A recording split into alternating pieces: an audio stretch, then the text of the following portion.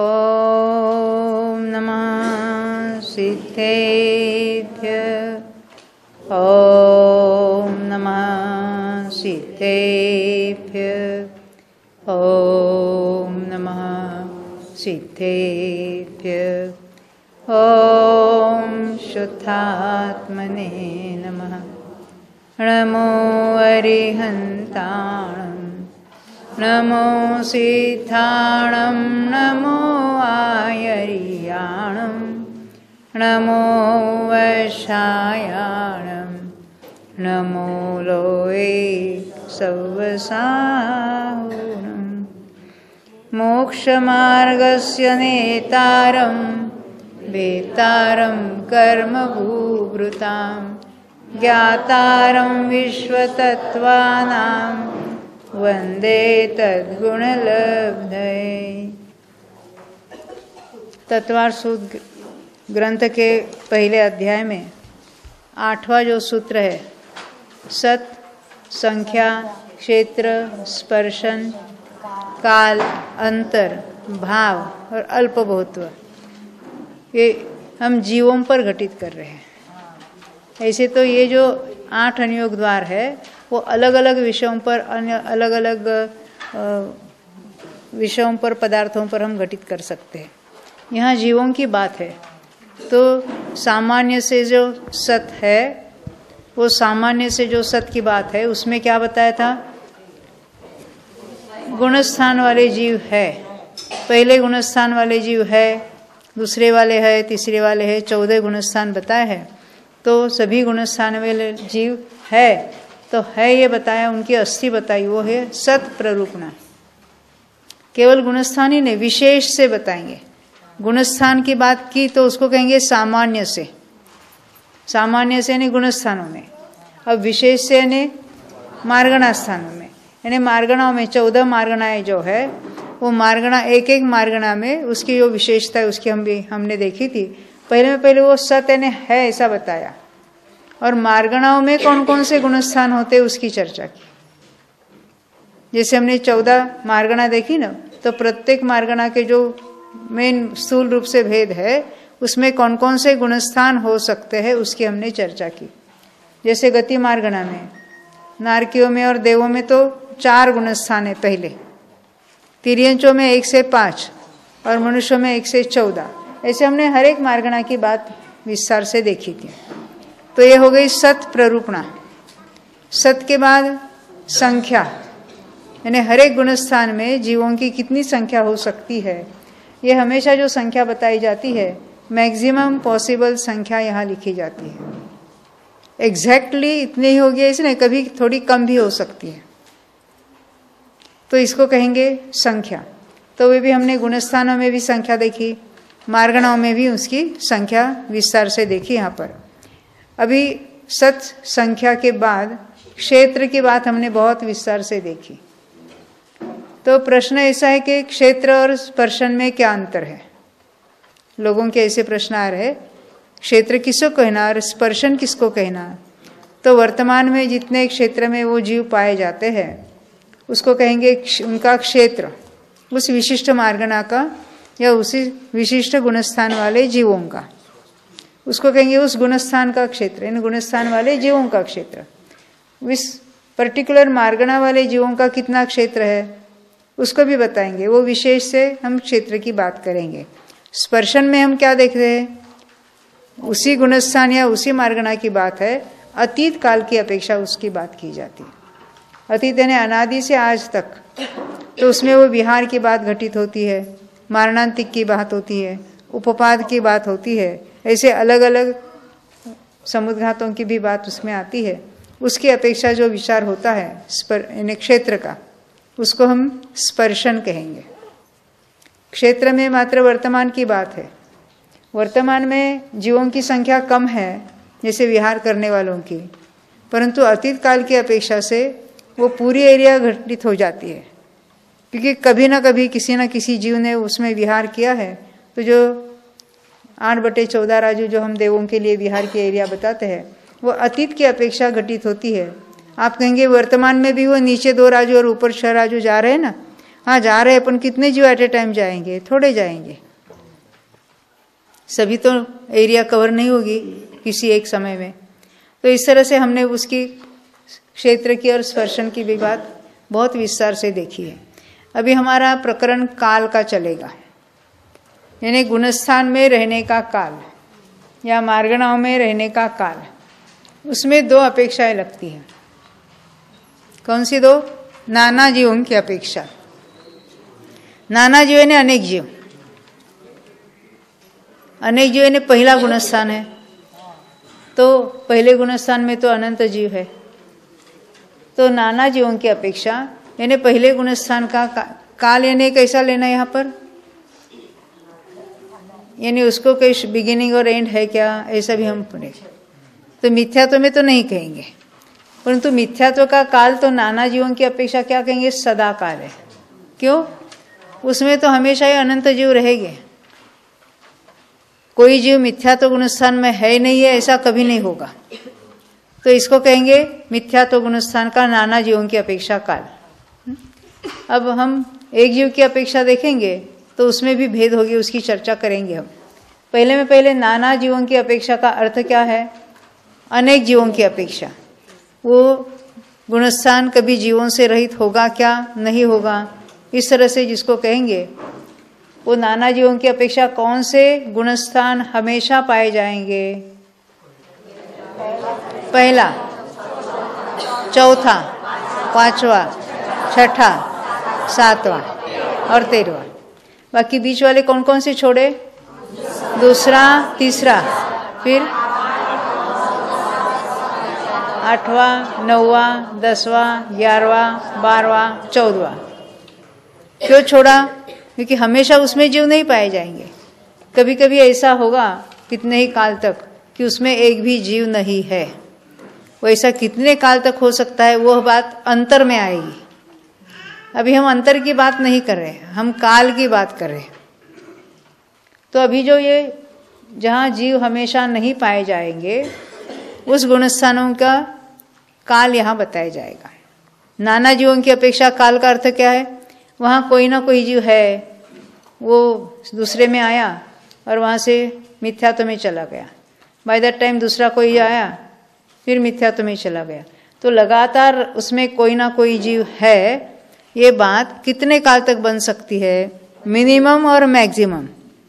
उसको कहेंगे नाना जीवों की अपेक्षा दूसरे गुणस्थान का जघन्य काल एक समय हमने देखा।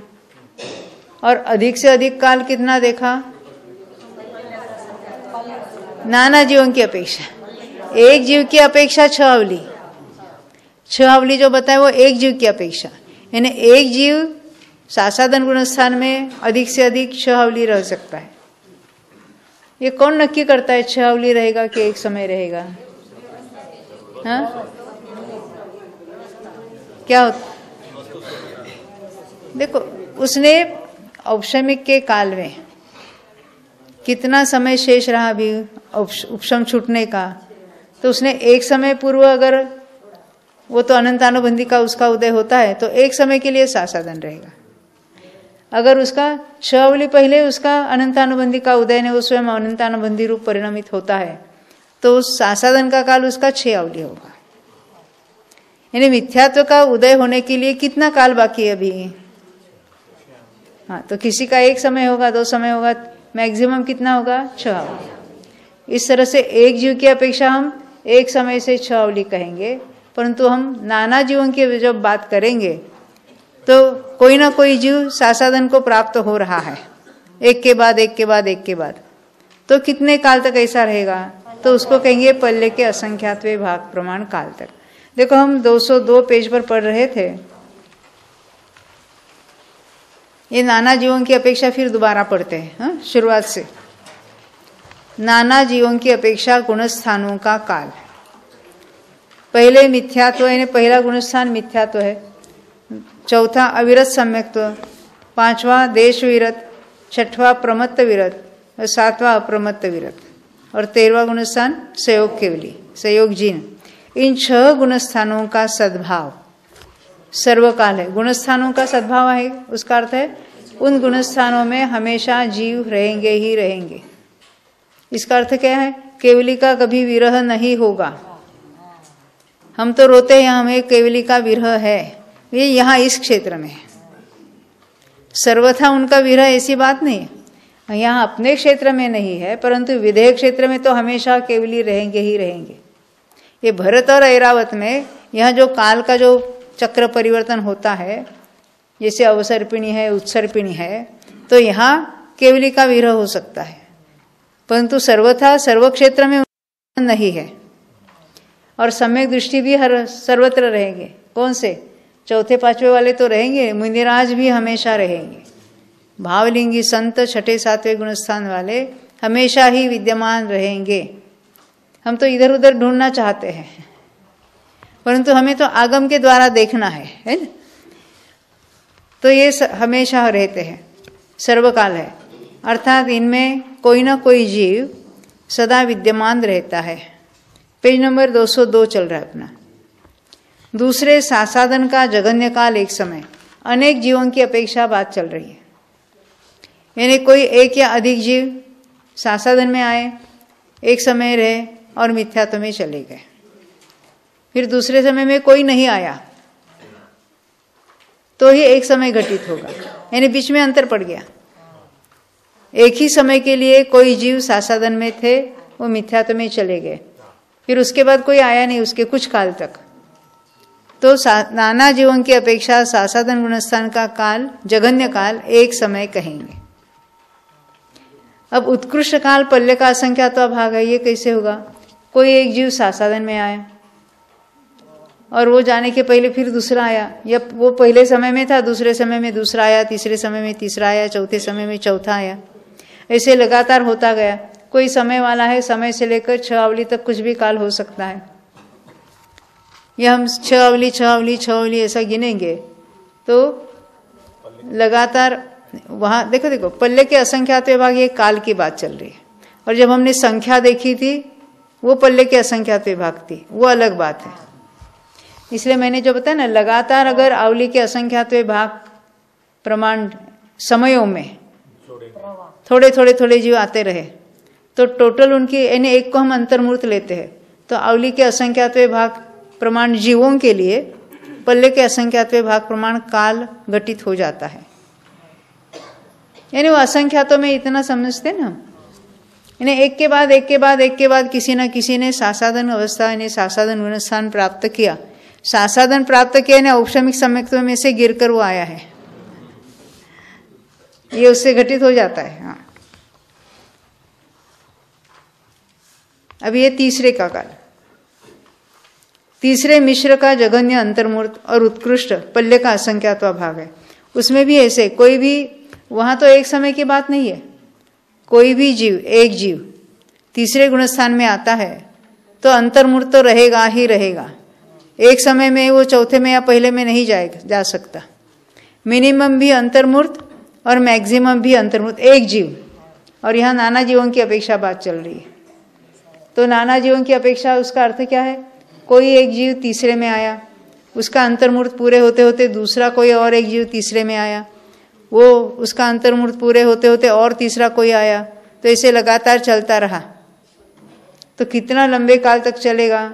पल्ले के असंख्यात विभाग मैक्सिमम, उसके बाद उसमें ब्रेक आ जाएगा, इसको अंतर कहेंगे। यानी कोई भी जीव तीसरे में नहीं है, ये बात हो सकती है। क्योंकि ये हम कैसे देखे, ये शांतर गुणस्थान है। शांतर यानी अंतर सहित, नाना जीवों की अपेक्षा इनमें अंतर पड़ सकता है, यानी इनमें एक भी जीव नहीं है, ये बात हो सकती है।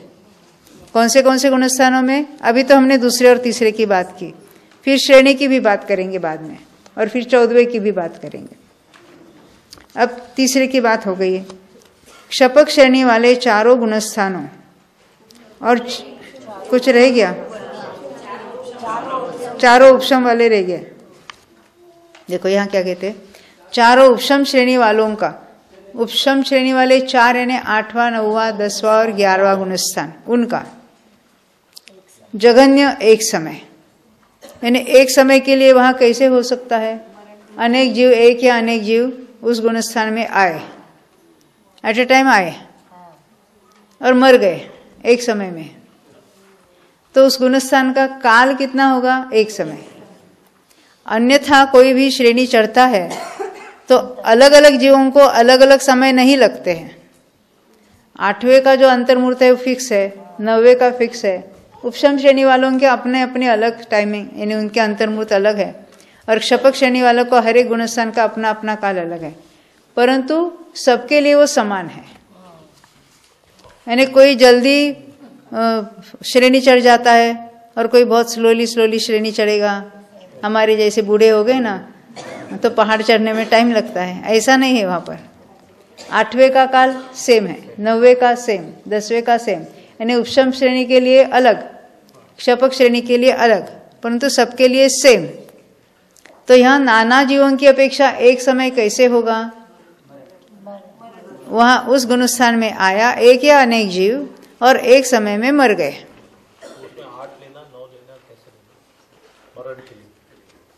यानी जीवों की संख्या आप कहते,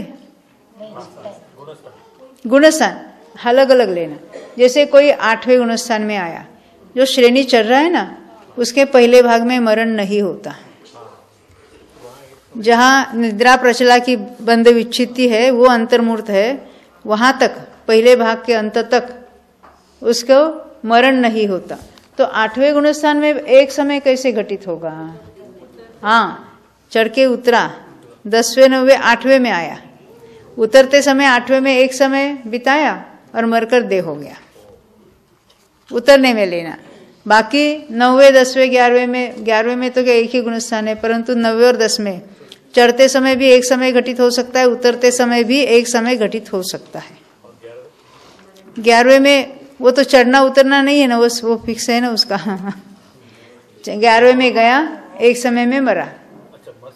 मर सकता है, कहीं पर भी मरण हो सकता है, केवल उपशम श्रेणी चढ़ते हुए 8वें के पहले भाग में मरण नहीं होता, नहीं तो कहीं पर भी उसका मरण हो सकता है और मरकर वो देव में उत्पन्न हो सकता है। यानी वहां मरने वाले देव में ही जाएंगे नियम से। यानी ऐसा लेना का क्या कि चारों उपशम श्रेणी वालों प्रत्येक का जगन्य समय? हाँ, चारों उपशम श्रेणी वालों का, यानी प्रत्येक का, यानी प्रत्येक गुणस्थान वाले का, क्योंकि चारों उपशम श्रेणी यानी 4 उपशम श्रेणियां नहीं है वो। हाँ, यानी उपशम श्रेणी के चारों गुणस्थानों में, ऐसा आप समझ सकते हैं। हाँ, प्राप्ति में जैसे करण लब्धि वाला पीछे होता आगे निकल जाता है, ऐसा फिर से करण लब्धि 5वीं यदि वो औपसमिक समय प्राप्त करता है तो हाँ, करण वाला आगे भी निकल सकता है, पहले शुरू किया हो किसी ने उसके आगे भी चला जाता है, ऐसा इसमें नहीं होता। देखो आपका प्रश्न है औपशमिक सम्यक्त्व में जो 3 करण होते हैं, तो पहला कौन सा करण है? अधक करण। उसमें क्या है, किसी जीव की विशुद्धि ज्यादा बढ़ सकती है, परंतु उसके कम समयों में वो प्राप्त करता है, ऐसा नहीं है। विशुद्धि के वेरिएशंस इतने हैं, असंख्यात लोक प्रमाण विशुद्धि के वेरिएशंस है, परिणामों के वेरिएशंस इतने हैं, और वो विशुद्धि का जो बढ़ने का क्रम है वो भी अलग अलग है। जिसकी जितनी विशुद्धि पहले समय है उतनी विशुद्धि कोई चौथे समय में जाकर प्राप्त करेगा, कोई तीसरे समय में करेगा। ये जो वेरिएशन है वो विशुद्धि के बारे में है, परंतु उस गुणस्थान के काल के बारे में वेरिएशन नहीं है। सबके लिए समान ही काल रहेगा। देखो यहाँ उपशम श्रेणी के जो 4 गुणस्थान है, प्रत्येक का यानी 8वें का, 9वें का, 10वें का, 11वें का, अनेक जीवों की अपेक्षा जघन्य काल कितना है? तो एक समय। उत्कृष्ट काल अंतर्मूर्त।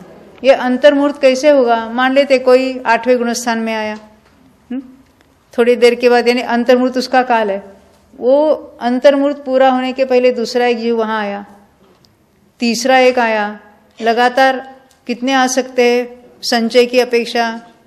299 देखा था ना हमने, या 304 कहते उसको। फिर भी सबका मिलकर कितना होगा काल? अंतर्मूर्त ही कहेंगे।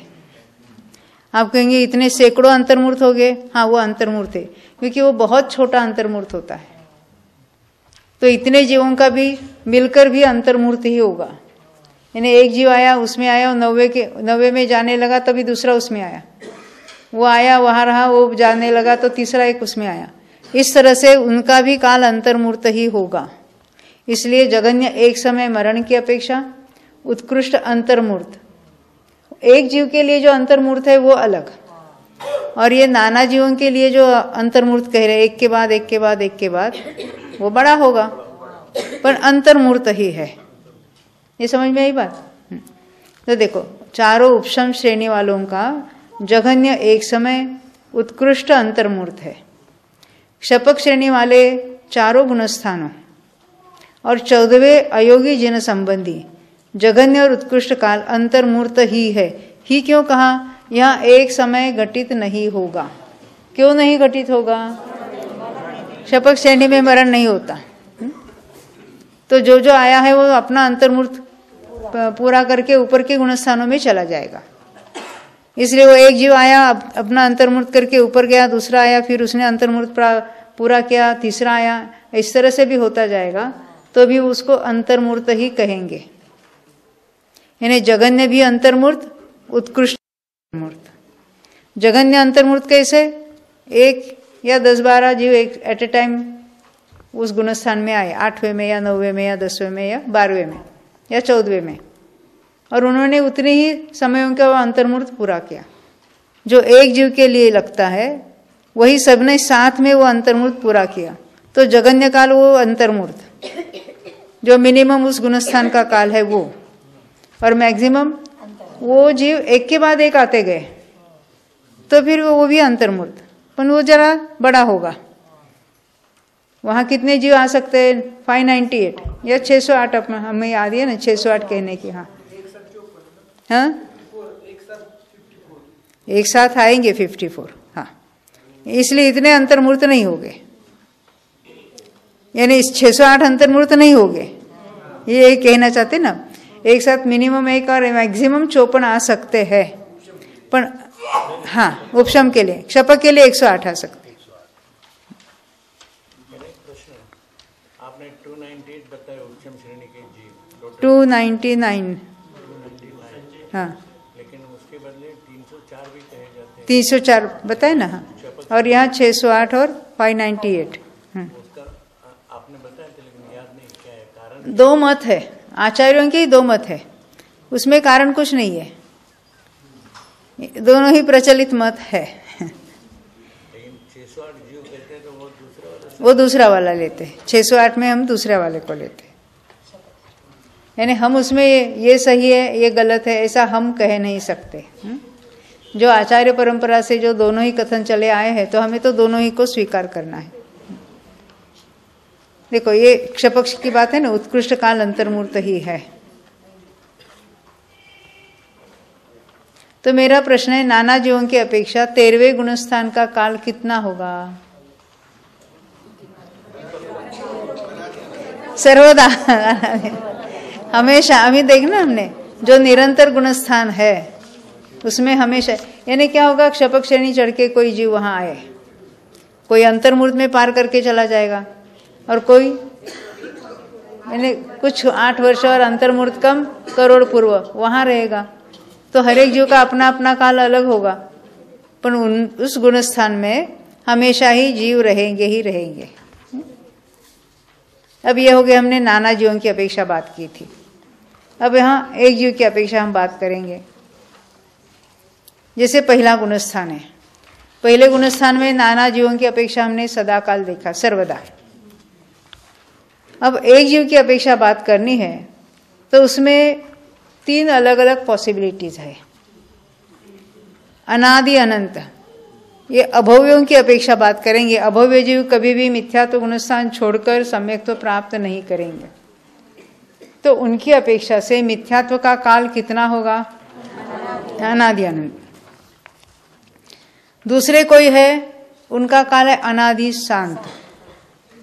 ये कैसे घटित होगा? अनादि से मिथ्या दृष्टि था, उसने सम्यक्त्व प्राप्त किया, तो उसका काल कितना कहलाएगा? अनादि शांत। मिथ्यात्व में रहने का काल गिन रहे, अनादि से उसको हम वर्षों में सागरों में नहीं कह सकते, तो कहते अनादि से शांत, यानी अभी समाप्त हुआ। और तीसरी पॉसिबिलिटी कौन सी है? सादी और शांत। सादी कब कहेंगे? यानी मिथ्यात्व की बिगिनिंग हुई, अनादि से था, अनादि से था तो क्या होगा? उसका सम्यक दर्शन हो गया, सम्यक दर्शन से फिर भ्रष्ट होकर मिथ्यात्व में आया। पहले सम्यक दर्शन था, अब मिथ्यात्व में आया, तो उसको क्या कहेंगे? सादी मिथ्या दृष्टि। तो मिथ्यात्व काल सादी हो गया। अब सादी हो गई तो उसका अंत होगा कि नहीं होगा? क्या सादी अनंत काल मिथ्यात्व में रहेगा? ऐसा कभी नहीं होगा, क्योंकि उपशम सम्यक तो पहली बार हो गया है। अब उस समय से लेकर उसका मोक्ष जाना निश्चित है। मैक्सिमम पॉसिबल कितना काल ले सकता है? अर्धपुद्गल परावर्तन। वो भी कब? मिथ्यात्व में जाएगा तब। सम्यक तो बना रहेगा तो जरूरी नहीं है उसके थोड़े भाव में मोक्ष चला जाएगा। तो अभी हम देखते हैं यहाँ पर ये सादी शांत जो काल है ना, उसको हमको गिनना है। अनादि शांत को क्या कहेंगे? वो तो बस उसका काल गिन नहीं सकते ना, वो अनंत अनंत अनंत परावर्तन की ऐसा हम कहेंगे। परंतु सादी है और उसका अंत हुआ, यानी मिथ्यात्व में आया है और उसने सम्यक तो प्राप्त किया, तो कम से कम काल कितना रहेगा मिथ्यात्व में? यानी सम्यक्त्व से मिथ्यात्व में आया और उसने इमीडिएटली सम्यक्त्व प्राप्त किया, तो मिनिमम काल अंतर्मूर्त और मैक्सिमम काल, यानी जो अर्धपुद्गल परावर्तन काल बताया जाता है, पूरा का पूरा उसने मिथ्यात्व गुणस्थान में ही बिताया। कोई ऐसे हो गए ना, कभी बीच बीच में सम्यक दृष्टि भी हुए, कभी मुनिराज भी हुए, फिर मिथ्यात्व में आए, परंतु उनका काल मिथ्यात्व का अधिक नहीं हो सकता। हमें ऐसा जो निश्चित करना है, सोचना है कि जो एक बार सम्यक तो होकर छूट गया है, मिथ्यात्व में आया है, अभी उसने दोबारा सम्यक तो प्राप्त नहीं किया है, कितने काल तक? कुछ कम अर्धपुद्गल। कुछ कम क्यों? क्योंकि अर्धपुद्गल होते होते उसको मनुष्य भव में आना है और उसको क्षपक श्रेणी चढ़कर मोक्ष जाना है, यानी कोई लंबे काल तक गया और अभी वो निगोद पर्याय में पड़ा रहा। अब उसके 10 साल बाकी है अर्धपुद्गल परावर्तन होने में। क्या काम इन्हें? अभी अर्धपुद्गल परावर्तन मिथ्यात्व में रहा कुछ कम, अभी उसके कितने काल बाकी है? सम्यक दर्शन होने के समय से लेकर अभी उसके 10 ही साल बाकी है। अब इतना अनंत काल वो मिथ्यात्व में भटका है, एकेंद्रिय में भी होगा या निगोद में कहाँ कहाँ पड़ा है, तो अभी 10 साल में उसका कैसे क्या होगा? कितनी चिंता होगी कि नहीं उसको? अब वो वहां मान लेते बादर निगोद में भी क्यों ना, पृथ्वी का है कुछ में, कहीं पर भी क्यों ना, किसी भी पर्याय में, तो 10 साल बाकी है ना अभी उसके, तो 10 साल की मनुष्य आयु बांध कर आएगा। क्योंकि आयु अधिक बांधेगा तो जल्दी मोक्ष होगा, ऐसा तो हो सकता नहीं, तो उतनी मनुष्य आयु बांध के आएगा। मनुष्य गति बांधेगा, मनुष्य गत्यानुपूरी होगी, वज्र वृषभ नाराज सहनन बांध के आएगा, और नहीं बांधा तो अब ये मनुष्य में जन्मेगा। 8 साल के बाद सम्यक दृष्टि होना है, अभी कौन सा सम्यक तो होगा उसको? औपशमिक। इतना अनंत काल तो बीत गया है मिथ्यात्व में, उसको अभी तो औपशमिक सम्यक तो होना है, तो अभी उसको देशना कैसे मिलेगी? कितना टेंशन उसको उसको नहीं, हमको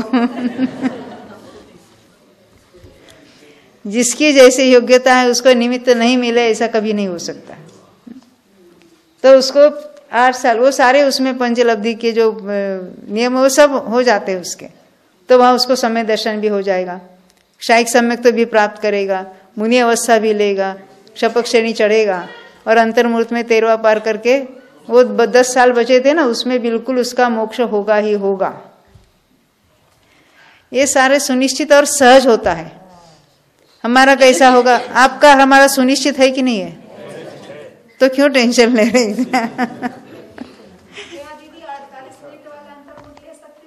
किसमें?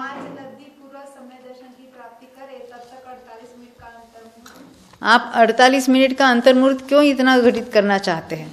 कहीं पर इतना बड़ा अंतर्मुहूर्त नहीं लगता है। पूरी क्षपक श्रेणी चढ़ने के लिए वो सेकंड का फ्रैक्शन भाग है। 48 मिनट तक अंतरंग में लीन रहा और केवल ज्ञान प्राप्त हुआ, ये कहीं पर भी शास्त्र का कथन नहीं है। उसमें भी छोटा काल है, इतने बड़े की काल की क्या आवश्यकता है? और आप उसको मिनटों में घंटों में क्यों व्याख्या करना चाहते हैं? यथा योग्य कहना है, केवली गम्य है उसको कहना है। ख्याल में आती है ना बात? अभी उसके 10 साल निश्चित है, अभी उसने सम्यक तो प्राप्त करने के बाद कुछ काल बिताया मुनि अवस्था में, उससे क्या लेना देना है। 10 साल में अभी जाना है निश्चित उसका, ये नक्की है, तो सारे उस प्रकार का हो जाता है। 8 वर्ष के बालक के बाद ही तो होगा ना। वही तो कहा, 8 वर्ष के बाद ही होगा सम्यक दर्शन होगा, या हो सकता है कि सम्यक्तों के साथ डायरेक्ट मुनि होगा, और मुनि होने के बाद औपचारिक सम्यक्तों के साथ हुआ है, बाद में क्षौपम सम्यक दर्शन होगा, बाद में क्षायिक सम्यक दर्शन होगा, तब तो शपक श्रेणी चढ़ेगा। यानी जो कुछ प्रोसेस है वो सब हो गए वहां पर। तो ये मिथ्यात्व की बात जो हम देख रहे थे ना, जघन्य काल, अंतर्मूर्त, उत्कृष्ट काल, अर्धपुद्गल, ये कुछ कम लगाना उसमें। देखो ये कितना बड़ा अंतर्मूर्त है मालूम है। कोई जीव यानी सम्यक दर्शन से भ्रष्ट होकर मिथ्यात्व में आया और उसने इमीडिएटली छोटे अंतर्मूर्त में प्राप्त किया, वो अंतर्मूर्त कितना बड़ा है मालूम है किसी को? ये जो क्षुद्र भव मालूम है क्या होता है? क्षुद्र भव, हाँ, एक श्वास में 8-10 बार, सबको मालूम है। कौन करता है? हाँ, सभी लब्धियों पर, अकेला निगोद नहीं, एकेंद्रिय से पंचेंद्रिय तक के कोई भी जो लब्धिय पर्याप्तक है, उनमें ये इतनी छोटी आयु है। वो भी कौन सी आयु है? ये बंधनीय आयु ने, कदली घास से इतनी छोटी की हुई, उसको क्षुद्र भव कहते हैं। सबको इतनी छोटी आयु नहीं होती है, उसमें भी आयु के वेरिएशंस है। ये जो छोटी आयु है लब्धिय पर्याप्तों की, उसका जो अंतर्मूर्त है वो जघन्य से अंतर्मूर्त उत्कृष्ट, थोड़ा वेरिएशन उसमें भी है। अभी उसमें जिसने आयु बांध करे, मिनिमम आयु जो बांधता है उसके से थोड़ा ज्यादा आयु बांधी है, फिर उसका कदलीघात किया। एक होती है बंधने वाली आयु, बंधनीय आयु, बध्यमान बुद्धमान की बात नहीं है। उसने वो निगोद की कितनी आयु, निगोद या कोई भी क्षुद्र भव कितनी आयु बांधी है, तो मान लेते हैं अंतर्मूर्त बांधी। अभी उसको समझाने के लिए हम उसको छोटी संख्या में बताएंगे। किसी ने 50 समय की मिनिमम आयु बांधी है और मैक्सिमम आयु हो सकती है उसकी 200 समय की है, उस पर्याय की। तो ये 50 समय वाला है, वो कदलीघात नहीं होगा उसका, परंतु उससे थोड़ी ज्यादा वाली आयु है, उसका कदलीघात होकर 50 समय से भी कम आयु हो जाती है, तो उसकी जीवनीय आयु कहते हैं। कितना जिएगा? बंदी थी मिनिमम कितनी? 50 की, और उसने कदलीघात करके कितनी बनाई? मान लेते ना 40 की उसने, या जो कुछ है, तो वो जो है उसको क्षुद्र भव कहते हैं। ये सर्वत्र ऐसा नहीं, हम सर्वत्र क्षुद्र भव कह देते हैं और श्वास का 18वां भाग कह देते हैं, और वो किस में लागू होता है? ये मिनिमम पॉसिबल जो जीवनीय आयु है उसको कहेंगे क्षुल्लक भव। उसका एक नाम है क्षुल्लक भव, उसी को क्षुद्र भव भी कहते हैं, जो लब्धिय पर्याप्तकों की मिनिमम आयु है। वो मैंने फॉर एग्जाम्पल बताया। फॉर एग्जाम्पल वो संख्यात समय नहीं होते, असंख्यात समय हो गए। समझने के लिए हम यानी 50 मिनिमम आयु किसी ने बांधी और 200 समय मैक्सिमम आयु बांधी, तो की बात है। अगर वह जीव कदलीघात न करे तो श्वास में जो 18 बार कहा है, एक श्वास में 18 बार, उसमें भी वेरिएशन होगा? उसमें नहीं वेरिएशन होगा, उसमें नहीं होगा। यानी जो 50 समय वाली जो आयु है उसको नहीं हम कहेंगे एक श्वास में 8-10 बार। वो होता ही ऐसा नहीं, ये पॉसिबिलिटी बताई जाती है, ये कहीं पर भी पॉसिबिलिटी बताई जाती है। मिनिमम आयु कितनी है वहाँ? कदलीघात वाली जो आयु है वो मिनिमम आयु है।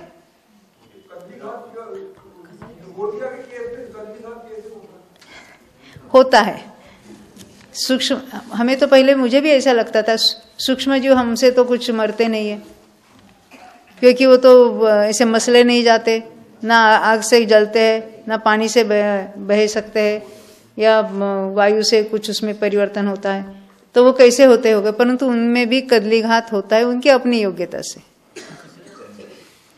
कदलीघात यानी जो आयु बांध के आए हैं, कर्मभूमि के मनुष्य और तिर्यंचों में जितनी आयु लेकर आया है उसमें तो कोई परिवर्तन नहीं होता, परंतु ऐसे ही बंधने के जो परिणाम विशेष है उसके कारण क्या होता है? अब निमित्त रूप से हम क्या बाहर कुछ देखते हैं, कोई रक्तस्राव यानी विषभक्षण किया, किसी ने एक्सीडेंट हुआ या अन्य कुछ कारण हुआ, तो जो बंधी हुई आयु थी, अब कोई 100 साल की आयु लेकर आया था, 25, अभी आयु नेक्स्ट आयु का बंध कब होता है?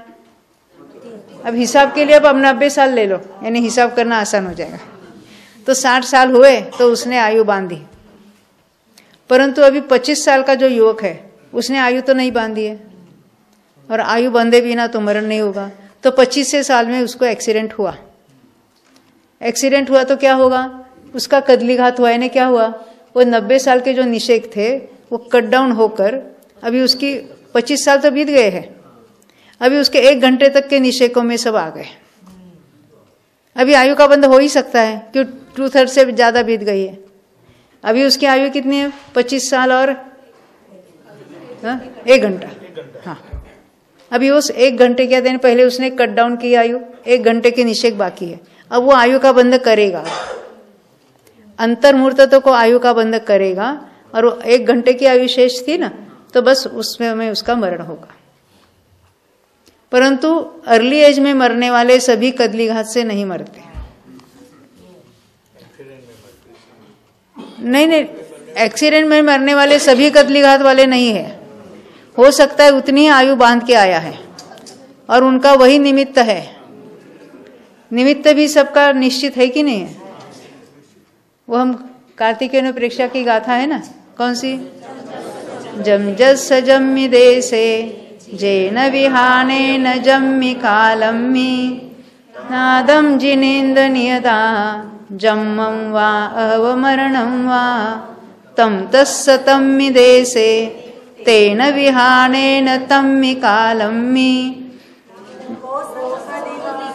कोसक्क दिवारेदुम इंदो वातः जिनिंदो वा एवं जो निश्चयदो जानदि दौवाणि सौपज्जाए सो सद्दिट्ठि शुद्धो जो संकदि सोहु कुदिट्ठि।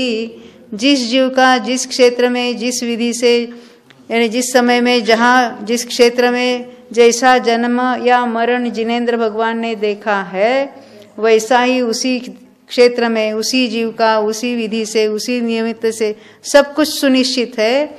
जिनेन्द्र भगवान ने जो देखा है वैसा ही होता है। उसको टालने के लिए इंद्र, नरेंद्र, जिनेन्द्र कोई भी समर्थ नहीं है। वो तो नहीं है, पर डॉक्टर का नाम तो लिया ही नहीं इसमें।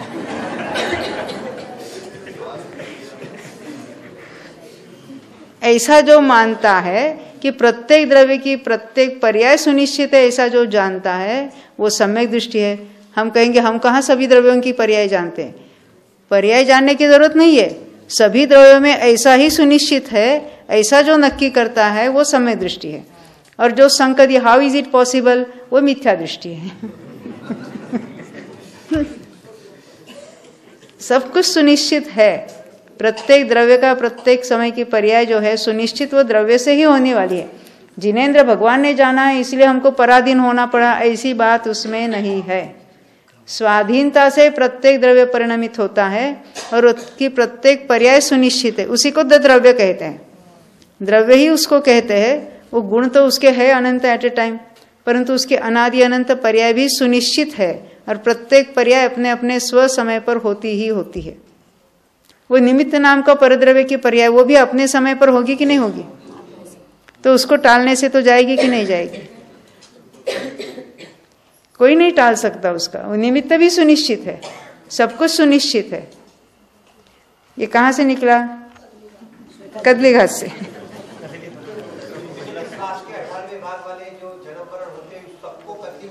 वो कदलीघात से इतनी छोटी आयु हो सकती है, ये मिनिमम पॉसिबल। किसकी मैक्सिमम? किसकी? अंतर्मूर्त। वो भी छोटा बड़ा अंतर्मूर्त होता है ना, मिनिमम बांधी तो अंतर्मूर्त, मैक्सिमम बांधी अंतर्मूर्त। अंतर्मूर्त कहने से वो 48 मिनट वाला मत समझना, यथा योग्य।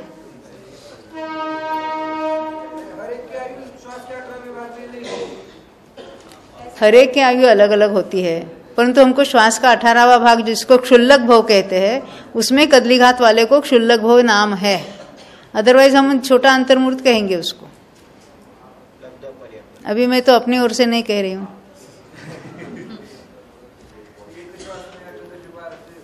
देखो देखो, एक श्वास में 8-10 बार। श्वास किसे कहते हैं?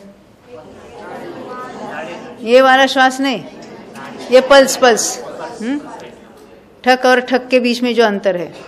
तो 1 मिनट में कितने पल्स होते हैं? डॉक्टर है ना यहाँ, कितने हैं? 78। 80 समझो ना, हिसाब अच्छा होगा। तो 80 के लिए 1 मिनट यानी 60 सेकंड। 80 के लिए 60 सेकंड, तो 1 के लिए कितना? 60/80 यानी 6/8 यानी 3/4, 3/4 ऑफ अ सेकंड। ये क्या हुआ? श्वास का 18वां भाग। 3/4 मल्टीप्लाइड बाय 1/18, गिनो अभी, 1/24 हो जाते हैं, यानी सेकंड का 24वां भाग। एक क्षुद्र भव हुआ। और उससे भी छोटा काल में मिथ्यात्व का जघन्य काल है साधी संत। सम्यक्त्व से नीचे आया है, मिथ्यात्व में आया है। अभी 24वें भाग से भी छोटे काल में वो फिर सम्यक्त्व प्राप्त करेगा। मालूम ही कहाँ, ऐसे हाँ की टिम करते हैं तो उसमें भी ज्यादा समय चले जाते। ये हो सकता है ना, ये तो केवल ही गम्य बात है। अभी वो जीव को भी कितना पता चलेगा क्या मालूम, पर तो केवल ही गम्य बात है कि नहीं ये। हाँ। तो ये मिनिमम काल मिथ्यात्व का साधी शांत मिनिमम काल कितना है? एक अंतर्मूर्त, उसको अंतर्मूर्त कहेंगे हम, उसको कोई नाम नहीं देंगे। उसका वर्णन शास्त्र में जो आया है वो मैंने आपको बताया। देखो, कदली घात को अकाल मरण क्यों कहते हैं? क्योंकि जो हम 5 समवायों की बात करते हैं तो उसमें हम काल की बात नहीं ले रहे हैं, परंतु वो भी स्वकाल में ही मरण है। वो नक्की है, उस समय वो योग्यता उसकी जीव की उस पर्याय में रहने की उतनी ही थी और उसी विधि से वो सब कुछ बनना है। यानी शरीर की भी जो अवस्था बननी है वो उसके अपने स्वकाल में बन रही है कि नहीं बन रही है? वो पुद्गल, अभी हमारा प्रवचन सार में विषय यही चल रहा है कि जो पुद्गल परमाणु का ग्रहण होता है, पुद्गल परमाणु ग्रहण होते हैं कर्म के या शरीर के, कहाँ से होते हैं? आश्रय होता है, कहाँ से होता है? वर्गणा कहाँ से ली जाती है? बाहर से कहीं आती है ना। तो वहां ऐसा कहा, जिस प्रदेश में यानी राग द्वेष परिणति है, जीव कितने प्रदेश में, ऐसा नहीं कहा। जितने प्रदेश में जीव की राग परिणति चल रही है उतने प्रदेश में जो कर्म योग्य होने वाले परमाणु है वो स्वयं कर्म रूप परिणमित होते हैं। जीव ने नहीं उनको कुछ परिणमाया, वो स्वयं परिणमित होते हैं, कर्म रूप से बंध होता है। भवांतर में उन कर्मों का उदय होता है तो नए शरीर का ग्रहण होता है। प्रवचन सार की बात है ना, कहाँ गए हमारे प्रवचन सार हैं? पूरे असंख्यात प्रदेश है, परंतु जितने प्रदेश इसलिए कहा, एक जीव के इतने प्रदेश हैं, तो वहां कोई बाहर से कोई कर्म नहीं ग्रहण करता। हम तो आश्रय कर्म आते हैं तो उसमें हम यहाँ से कहीं रोक लगाते हैं, ऐसा नहीं है। इन्हीं प्रदेशों में जो उसकी राग की परिणति है, तो इन्हीं प्रदेशों में, वहां तो अनंत अनंत खचे भरे पड़े हैं ना, कारमान वर्गना। एक निगोच शरीर है, उसमें जीव कितने हैं? अनंत। हरेक का कर्म अलग अलग है, उसका हरेक का तेजस शरीर अलग है। तो उसमें में कितनी कारमान वर्गना खचाखच होगी कि हर समय में वो कर्म रूप परिणमित होगी। अभी कौन सा कर्म कौन से जीव के खाते में जाएगा, ये कौन नक्की करेगा? वहां सब जीव ऐसे झगड़ा करते होंगे, नहीं ये मुझे चाहिए, ये कर्म मुझे चाहिए, मुझे नहीं चाहिए। ये सहज होते हैं, कर्म का बंध होना ये बात सहज प्रोसेस है। उसका उदय तो उसमें हो रहा है और जीव उसमें जुड़ जाता है, उसको अपना स्वरूप मानता है। उस उदय में जो होने वाली पद्धति जो बातें हैं उसको अपना स्वरूप मानता है। ये उसकी अपनी भूल है। शरीर नहीं कहता कि ये जीव मेरा है, नहीं समझे? शरीर कहता है ये जीव मेरा है और जीव कहता है ये मेरा भी नहीं कहता, ये मैं हूं कहता है। तो दोनों में अज्ञानी कौन कहलाएगा? वो तो अज्ञानी है, कुछ नहीं जानता, पर हमारे पास ज्ञान होते हुए भी हम ऐसा मूर्खता हम कर रहे हैं, तो इसका जवाबदार कौन है? कर्म। फिर कर्म को दोष देंगे, ये कर्म का उदय आया इसे हमने बेचारे ने ऐसा भोगा। ऐसा कुछ नहीं है।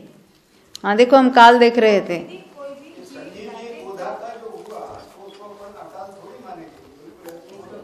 देखो किसी व्यक्ति का नाम लेना अच्छा नहीं लगता है, परंतु उनके भी हो सकता है उतनी ही आयु बांध कर आए हैं, ये हम आप नहीं कह सकते।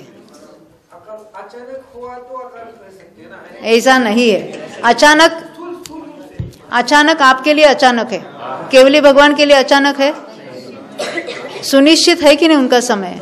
हमें बहुत दुख लगता है क्योंकि हमने एक्सपेक्ट नहीं किया था, हमें बहुत दुख लगता है क्योंकि अध्यात्म की बहुत बड़ी हानि हो गई है। हम अपनी ओर से विचार कर रहे हैं। अब उस व्यक्ति ने तो पूरा अध्यात्म आत्मसात किया है, उस समय भी उनका अंदर में कितना पुरुषार्थ जागृत होगा, आप इसका विचार करो। जो कोई इतना ज्ञानी है वो ऐसे पोजीशन में, ऐसे जो प्रतिकूलता में, उस अंतर से और बहुत पुरुषार्थ होता है। जैसे परीक्षा के समय हम कैसा और ज्यादा सोचते हैं, कैसा अभ्यास करते हैं, उस समय तो जिन्होंने दुनिया को इतना अच्छा समझाया है, अंतरंग में उनकी उतनी निर्मलता भी है और उतना उनका उस पर ही कंसंट्रेशन है। भले बाह्य में आपको नहीं दिखेगा, हम उनकी बाह्य पोजीशन देखते हैं, अरे बेचारे, वो बेचारे नहीं है, उन्होंने अपना कल्याण कर लिया है, पूरी आयु इसमें लगाई है, तो उस समय भी उनका बिल्कुल उस पर विचार चलेगा। और वो शरीर भिन्न है, मैं भिन्न है, ये तो है ही है वहां पर। और उस समय ऐसा अपूर्व पुरुषार्थ हो जाता है। यानी हम तो अपनी ओर से देखते हैं, परंतु शास्त्रीय दृष्टि देखेंगे तो उतनी आयु उनकी निश्चित थी। अब उसमें कदलीघात हुआ क्या, उनकी आयु उतनी थी, ये केवली गम्य बात है, हम उसको नहीं कह सकते। परंतु उन्होंने उस पोजीशन में भी अपना कल्याण कर लिया है। इन्हें कदलीघात से मरने वाले मुनिराज भी हो सकते हैं ना, कोई कदलीघात से, तो उस समय तो उनका तो समाधि मरण भी हो सकता है। कदलीघात से मरने वाला संक्लेश परिणाम में मरता है, ऐसे कोई बात नहीं है। ये किसका कितना अभ्यास है तत्व ज्ञान का, उसमें कितनी निर्मलता आई है और कितना दृढ़ता है उसके अंदर, इस पर वो निर्भर है। यानी हम तो अपना सोचेंगे, यानी उसका हिसाब है भी। कल प्रश्न आया था ना कि हम बहुत डर गए ऐसा देखकर, कल का यही प्रश्न था, वो बेंगलोर से आया था ना प्रश्न, वो अलका जी ने पूछा था कि हाँ हम बहुत डर गए, हम कैसे करें, क्या करें। तो इसी तरह से विचार करना है ना, जितनी दृढ़ता उनमें थी वैसा ही उन्होंने जो आपको सिखाया है, या हमने अन्य ग्रंथों से गुरुदेव से जो पाया है, उसमें अधिक दृढ़ता से बने रहे। क्योंकि हम तो पूरी लौकिक हमारी रूटीन बात चलती रहती है, पर रूटीन से हटकर हम इसके लिए अपना समय देना ही चाहिए। जितनी दृढ़ता बढ़ेगी उतना उसमें अपना स्वयं का पुरुषार्थ होगा, उसके लिए दूसरा कोई कुछ नहीं कर सकता। ये तो हमें उदाहरण देके गए हैं, कितनी दृढ़ता पूर्वक उसमें लगे रहे हो।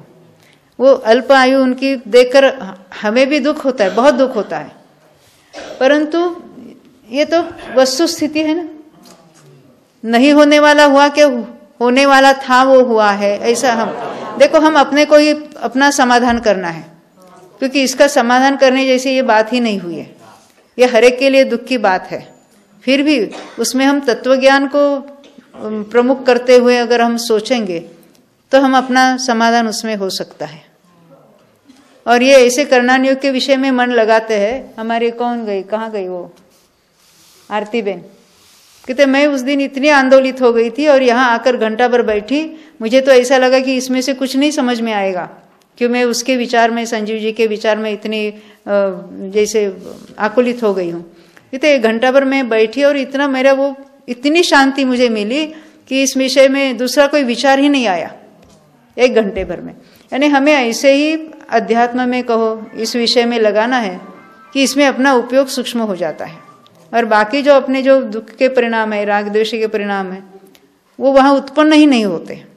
यही तो तरीका है ना, हमें स्वाध्याय का फल है बिल्कुल, और उसमें दृढ़ता पूर्वक हमें लगे रहना है।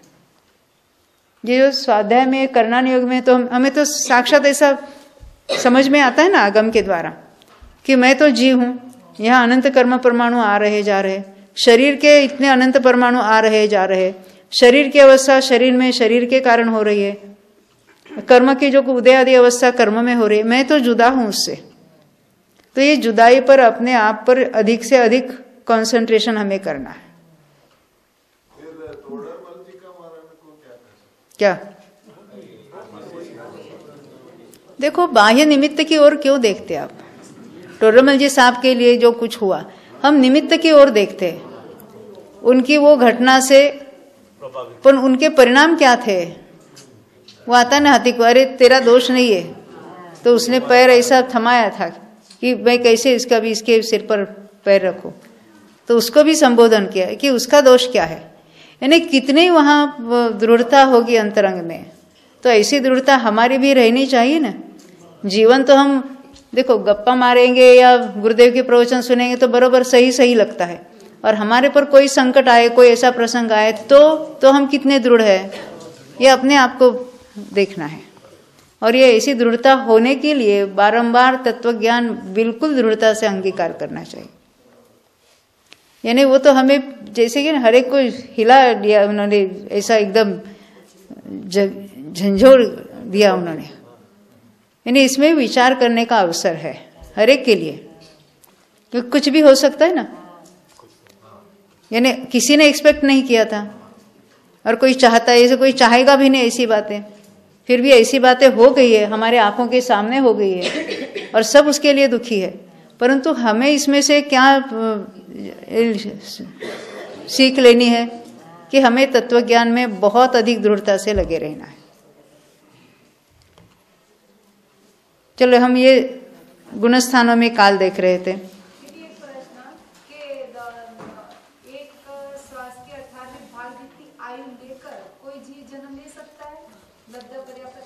नहीं, अभी हमने क्या देखा, वो बंधनीय आयु इतनी छोटी नहीं होती, जीवनीय आयु इतनी छोटी हो सकती है। वो जीवनीय कैसी होगी? मिनिमम बंधी हुई आयु से थोड़ी अधिक आयु बांधी थी, और उसने कदलीघात करके वो मिनिमम बंधने वाली आयु से कम आयु कर दी, तो उसको हम कहेंगे क्षुल्लक भव। सामान्य से सर्व जगह ये बात नहीं आती, आगम ग्रंथ में ये लिखी हुई है, और ये बात कोई जानते भी नहीं अधिक। इसका मतलब ऐसा हो सकता है कि जो निगुदी जीव है वो हर टाइम एक श्वास में 18 बार जन्म नहीं करता, अगर कदलीघात हो तो 18 बार होगा। हाँ, ये मैक्सिमम पॉसिबिलिटी बताई जाती है। कदलीघात के परिणाम उसी भव में बांधते हैं या पूर्व में? नहीं, पूर्व में भी बंधेगी ना। अभी उसकी ऐसी चर्चा नहीं आती कदलीघात के परिणामों की। उस भव में भी हो सकते हैं, किसी परिणाम से कदलीघात नहीं होता है ना। वो तो आयु कर्म में जो उसके जो कांड, यानी उसका जो स्थिति कट डाउन होती है, वो हमें कुछ परिणाम से, आप कहेंगे नहीं कि आत्महत्या कर ली इसलिए हुआ, परंतु वो तो निमित्त से कहीं, हाँ वो तो निमित्त है। क्या क्या? हाँ, वो इसी तरीके से लेने पड़ेगी। मैक्सिमम पॉसिबिलिटी देखी जाती है। हर एक बार सबको ऐसा कदलीघात से इतना छोटा भव होगा ऐसी बात नहीं है। अधिक से अधिक कितने भव हो सकते हैं उसकी चर्चा आती है शास्त्र में। ये जो संख्या कहीं पर भी बताई जाती है वो मैक्सिमम पॉसिबल कितनी हो सकती है उसकी चर्चा है।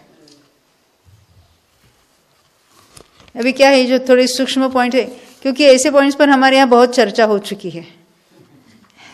हमारे यहाँ वो अश्विन भाई आते हैं ना, वो प्रेरणा बेन और अश्विन भाई वाले, वो बोरीवले वाले, वो नहीं, दूसरे चेंबूर वाले, तो वे है, और हमारे दूसरे भी स्वाध्यायी है बहुत सारे। तो ऐसे पॉइंट्स पर हमारी बहुत बहस चर्चा होती रहती है, इसलिए कुछ पॉइंट्स याद रहते, इसलिए मैंने वो बात यहाँ उठाई। तो हर एक आयु बांधने का तो फिर मैक्सिमम मिनिमम होगा, हर एक के लिए नहीं, ये अधिक से अधिक कितने हो सकते हैं उसकी चर्चा है।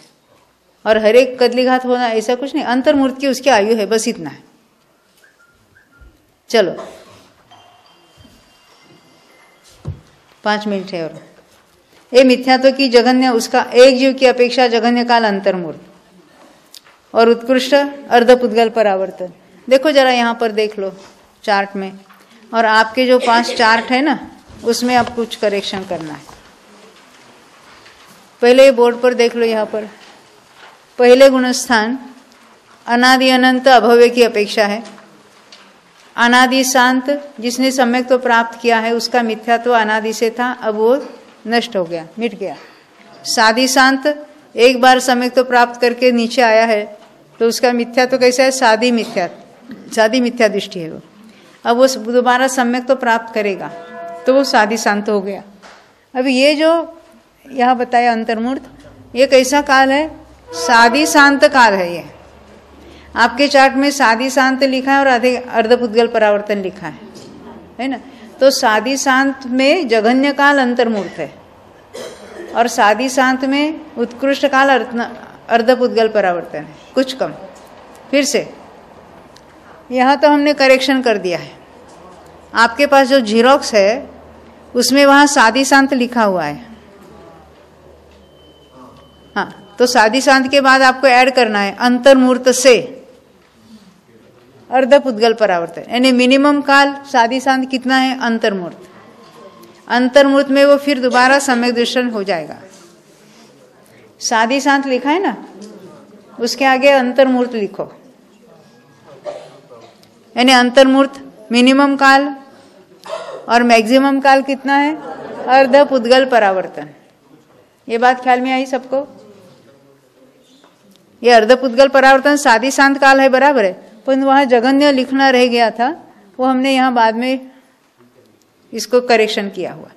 अंतर्मूर्त से लेकर अर्धपुद्गल परावर्तन।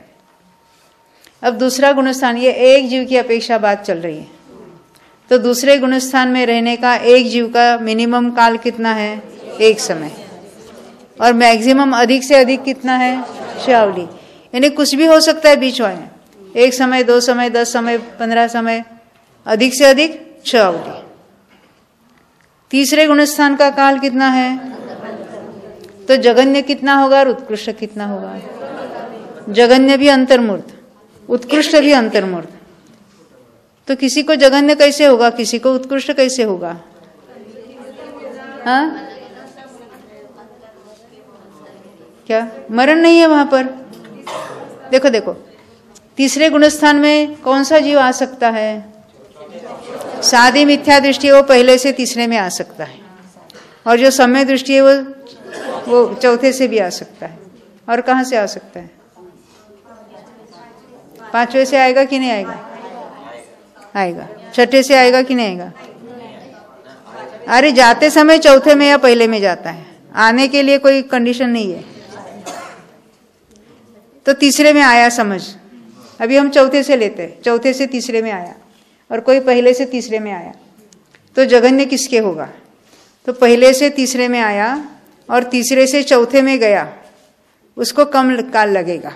फिर से सुनो, पहले से तीसरे में आया और तीसरे से चौथे में गया, उसको कम काल लगेगा।